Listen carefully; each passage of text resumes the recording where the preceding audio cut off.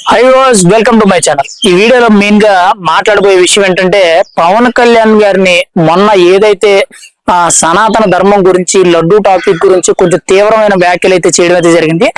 దానిని అడ్డం పెట్టుకొని మెయిన్ గా వైఎస్ఆర్ సిపి వాళ్ళు పవన్ కళ్యాణ్ గారి మీద ప్రతిదాడి చేయడం అయితే జరుగుతుంది.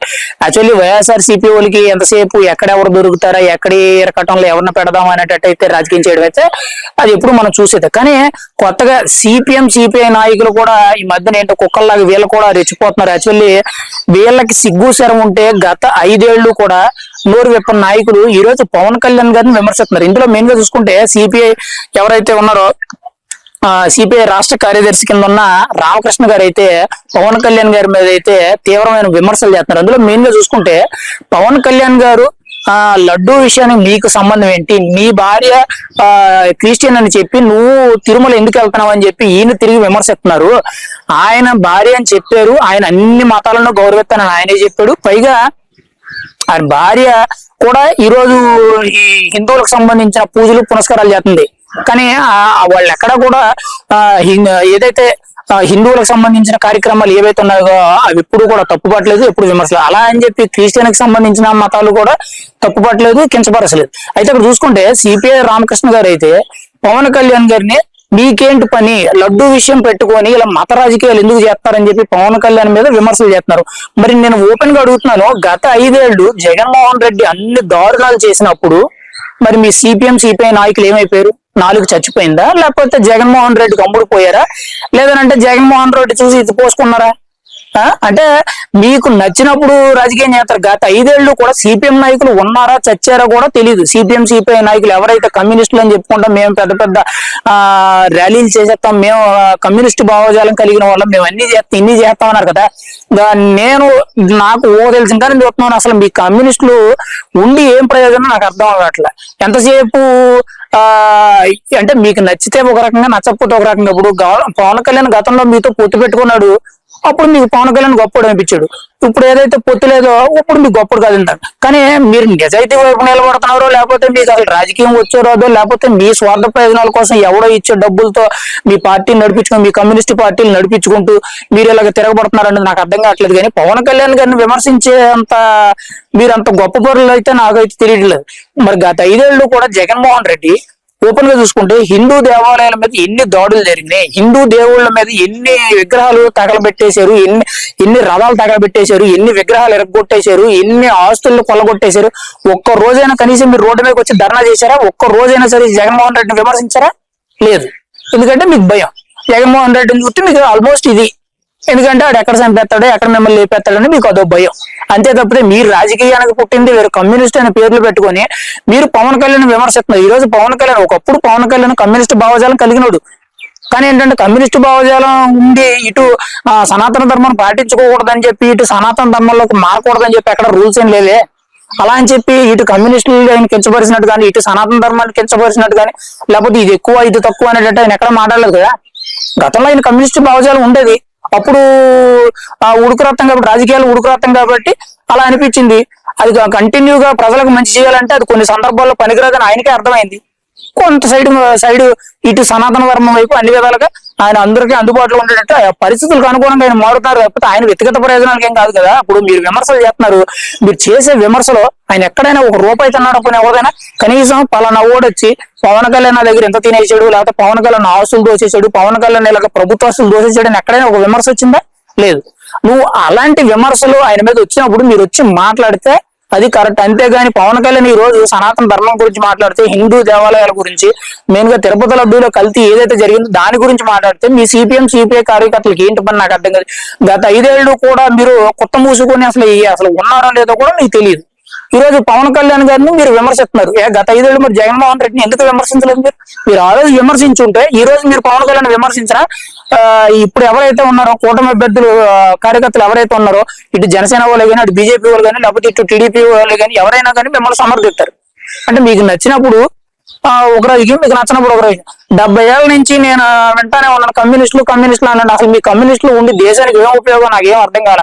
ఎంతసేపు కూడా మీకు నచ్చిన కాంగ్రెస్ పార్టీతో ఈ రోజు దేశం ఇలాగా దరిద్రంగా తయారైందంటే, ఉగ్రవాదుల దాడుల్లో ఇలాగ ఉండిపోయిందంటే, ఇలాగ సెక్యులర్ జాతుల పేర్ల కొన్ని మతాల ఉద్దేశాలు ఇలాగ జనాలు ఇరకాటంలో పడిపోయి అటు వెళ్ళక ఇటు వెళ్ళక ఇబ్బందులు పడుతున్నారంటే మెయిన్ మీ కమ్యూనిస్టులు కాంగ్రెస్ పార్టీ వాళ్ళే కారణం. గత 70 ఏళ్ల రాజకీయాల్లో దేశం ఇంకా అట్టడుగు స్థాయిలో ఉంది. మన పక్కన ఉన్న దేశాలు ఎక్కడికో టెక్నాలజీకి పరిగెడుతుంటే మనం ఇంకా నీళ్లు కోసం అన్నం కోసం అడుక్కునే స్టేజ్ లో ఉన్నాం. 140 కోట్ల రూపాయలు 140 కోట్ల పైచీలకు జనాభా ఉన్న దేశంలో కూడా మనం ఇంకా తినడానికి తిండి, కట్టుకోవడానికి గుడ్డ, వీటికే ఇంకా కరువైపోయి ఉన్నాం. కానీ ఇన్నేళ్ల నుంచి మీరు కమ్యూనిస్టులు అని చెప్పి ఇటుపక్క కాంగ్రెస్ వాళ్ళు అని చెప్పి దేశాన్ని నాశనం చేశారు తప్పితే టెక్నాలజీ వైపు అభివృద్ధి వైపు ఎక్కడ డెవలప్ ఏం చేయలేదు. ఇప్పుడు 10 ఏళ్లలో మోడీ గవర్నమెంట్ వచ్చిన తర్వాత ఇంత డెవలప్మెంట్ చేస్తుంటే అది మీకు నచ్చదు. ఇటువైపు ఇప్పుడు పవన్ కళ్యాణ్ కొత్తగా సనాతన ధర్మం గురించి మాట్లాడుతున్నాడు. మోడీకి ఎక్కడ ఈయన వారసుడైపోతాడు. మోడీ తర్వాత యోగి ఆదిత్యనాథ్ తర్వాత ఆంధ్రప్రదేశ్ లో సౌత్ ఇండియాలో చూసుకుంటే పవన్ కళ్యాణ్ ఉన్నాడు. పవన్ కళ్యాణ్ వల్ల మొత్తం ఓటింగ్ అంతా ఇటు తిరిగిపోద్ది. పవన్ కళ్యాణ్ రాజకీయాల్లో ఫుల్ పవర్స్ అయిపోతాడని చెప్పి మరి మీకు ఆయన మీద కుళ్ళొస్తుందో లేకపోతే ఇంకోటో లేకపోతే ఈ దేశం మీద ఎక్కడుండే వాళ్ళు అక్కడే ఉండాలి, ఇంకా బిలో పవర్టీ లైన్ కింద దారిద్ర్య రేఖ కింద దిగు బతికే వాళ్ళు ఇంకా అక్కడే బతుకుండాలని చెప్పి మీకు ఉద్దేశం నాకు అర్థం కాదు. మీ కమ్యూనిస్టులు ఉన్నారా అనుకో, ఎందుకు ఉన్నారో ఎందుకు ఏం చేస్తారో తెలుస్తలేదు. 70 ఏళ్ల నుంచి మీరు స్వతంత్రం వచ్చిన కాడి నుంచి కూడా మీరు రాజకీయాలు చేస్తున్నారు. ఎందుకు ఎవరిని ఉద్ధరించారు, దేశానికి ఏం వంచి చేశారో అర్థం కాలేదు. ఎంతసేపు మేము ఆ ర్యాలీలు చేసాం, ఈ ర్యాలీలు చేసాం, మేము కమ్యూనిస్ట్ భావజాలం, మేము హక్కుల కోసం పోరాడుతున్నాం అండి. ఎవరి హక్కుల కోసం పోరాడుతున్నారండి? ఈ దేశంలో ఎంతమంది ఇక్కడ ఏదో ఈ దేశానికి గురించి అసలు మెయిన్ గా చెప్పేది ఏంటంటే ఇది ప్రజాస్వామ్య దేశం. ప్రజాస్వామ్య దేశంలో ఎవరికి నచ్చినట్టయినా చేసుకోవచ్చు అని అంటారు. అసలు ఎలాంటి రైట్స్ అని తెచ్చింది, ఇలాంటి దరిద్రాలన్నీ చేసింది కాంగ్రెస్ ప్రభుత్వం. దానికి సపోర్ట్ చేస్తున్న మీ కమ్యూనిస్ట్ పార్టీలు మీరు ఉండడం వల్ల ఈ దేశం ఈ రోజు ఎలా తగలడ్డారు. ఈ రోజు మతాల మధ్య కులాల మధ్య చిచ్చులు పెట్టిందా కాక మెయిన్ గా ఇప్పుడు యువత ఏదైతే ఉన్నారో కష్టపడి చదువుకున్నాడు ఉద్యోగం లేదు. 99 మార్కులు వచ్చినోడికి ఉద్యోగం లేదు. కానీ 50 మార్కులు వచ్చినోడు 40 మార్కులు వచ్చినోడికి రిజర్వేషన్ పేరిట ఉద్యోగాలు ఇస్తున్నారే. మరి ఈ రాజ్యాంగాలన్నీ సరి అప్పట్లో ఉన్న మీరు రాజకీయాలు చేపట్టే ఈ దరిద్రాలన్నీ పట్టుకునే ఈ రోజు యువతకి దిక్కుదెమ్మనం లేదు. సో 100 మంది చదువుకుంటే 100 మందిలో దాదాపు 10 మందికి కూడా ఈ రోజు యువత ఉద్యోగాలకి దొరకట్లేదు. దొరికిన ఒకవేళ అది స్టాండర్డ్ లేక ఇలాంటివన్నీ ఉంటున్నాయి. మీరు కమ్యూనిస్టులు ఏదో దేశాన్ని ఉద్ధరించినట్టు లేదో పెద్ద రాష్ట్రాన్ని ఉద్ధరించినట్టు మీరు పవన్ కళ్యాణ్ విమర్శించడం అంటారు. కనీసం మీరు ఇన్ని మాటలు చెప్తున్నారు కదా. మొన్న వరదలు వచ్చినాయి, మీ కమ్యూనిస్ట్ పార్టీ తరపు నుంచి ఎవరికి ఎంతమందికి సాయం చేశారు? ఓ బిర్యానీ పొట్లం పంచారా? కనీసం పులిహోర పొట్లం పంచారా? కనీసం వరద ప్రభావిత ప్రాంతాల్లో తిరిగి కనీసం ఎవరికైనా కానీ ఏదైనా సహాయం చేశారా? కనీసం ఒక 10 రూపాయలు ఇచ్చారా? మీరు మాట్లాడుతున్నారు పవన్ కళ్యాణ్ తన జోబులో డబ్బులు 6 కోట్ల రూపాయలు తీసి సొంత డబ్బులు తన సినిమాలకు సంబంధించిన డబ్బుల్ని ఈ రోజు 6 కోట్ల రూపాయలు ఏదైతే వరద బాధిత ప్రభావిత ప్రాంతాలు ఉన్నాయో వాటి మీద ఆయన పెట్టడం ఇది జరిగింది. ఏ రాజకీయ నాయకుడైనా పెట్టారా? మరి ఆ రోజు విమర్శలు రావు. జగన్మోహన్ రెడ్డి వేల కోట్ల రూపాయలు నొక్కేశాడు. హిందూ దేవాలయాల మీద దాడులు చేశాడు. ఎంతో మందిని అర్ధాంతరంగా తొక్కేశాడు. ఎంతో మందిని చంపేశాడు. తనకు అడ్డం వచ్చిన వాళ్ళందరినీ కూడా తన వైపు తిప్పుకున్నాడు. తిరగనోడిని చంపేశాడు. ఎన్నో దారుణాలు జరిగినాయి గత 5 ఏళ్ళలో. ఏ రోజు కూడా ఎంత మాట కూడా మాట్లాడలేదు. ఈ రోజు సిపిఎం రామకృష్ణ గారు ఈ రోజు వచ్చి పవన్ కళ్యాణ్ నీకేంటి పని, నువ్వు మీ భార్య క్రిస్టియన్ అయితే నువ్వు ఇక్కడ కులాలను అడ్డం పెట్టుకుని మతాలను అడ్డం పెట్టుకుని నువ్వు రాజకీయం చేయడం అంటే ఆ లడ్డు విషయం మీద నీకు పని ఏంటి అని మాట్లాడుతున్నా. నీకు పని ఏంటంటే ఆయన డిప్యూటీ సీఎం అండి, ఏపీగా ఆయన డిప్యూటీ సీఎం అని ఆయనకు అడుగు హక్కు ఉందండి. ఆయన అంతేకాకుండా ఆయన ఒక సాధారణ పౌరుడి కింద అయినా సరే, ఒక హిందూ వారి కింద అయినా ఆయన అడగొచ్చాను. కానీ పవన్ కళ్యాణ్ విమర్శించే స్థాయి అయితే మీది కాదండి.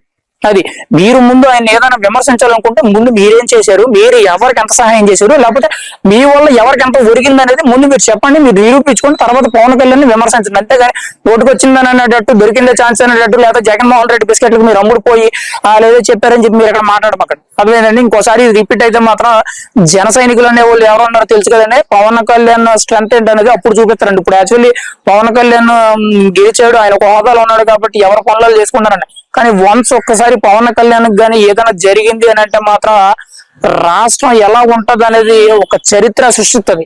గతంలో కాదు, రాష్ట్రపతి పాలన కాదు, అంతకు మించి ఏదైనా ఉన్నా కానీ పెట్టాలనుకున్నా కానీ అది ఎవరి వల్ల సాధ్యం పడదు. ఎందుకంటే అంత తీవ్రమైన స్థాయి. ఒక్కసారి పవన్ కళ్యాణ్ మీద దాడి కానీ పవన్ కళ్యాణ్ టార్గెటెడ్ చెప్తున్నట్టు ఏదైనా జరిగిందని తెలియాలి. ఖచ్చితంగా వాళ్ళ శాల్తీలే కదా ఏదైనా జరుగుతుంది. అది అంతవరకు రాజకీయాల్లో చూడండి. అంతేగాని పవన్ కళ్యాణ్ టార్గెట్ చేస్తూ మాట్లాడే అవసరం మీకైతే లేదు. అసలు మీ కమ్యూనిస్టులు మీరు మీ పని చూసుకుంటే మంచిదని చెప్పి మా అభిప్రాయం.